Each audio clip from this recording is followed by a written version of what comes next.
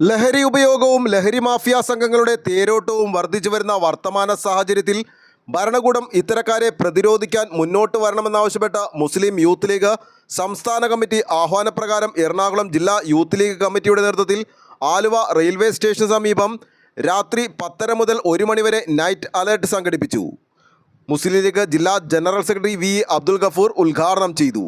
SKSSF സംസ്ഥാന സെക്രട്ടറി അബ്ദുൽ ഖാദർ ഹുദവി, മുജാഹിദ് ബാലുശ്ശേരി തുടങ്ങി സാമൂഹ്യ രാഷ്ട്രീയ മത സാംസ്കാരിക നേതാക്കൾ സംബന്ധിച്ചു. യൂത്ത് ലീഗ് ജില്ലാ പ്രസിഡന്റ് PS സലീം അധ്യക്ഷത വഹിച്ചു.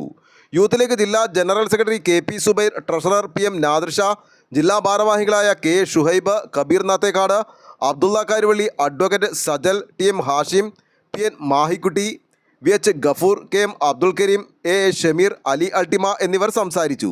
ആലുവ ലൈവ് ന്യൂസിന് വേണ്ടി സിദ്ദീഖ് കാരക്കാടിനൊപ്പം സനൂപ് കളമശ്ശേരി.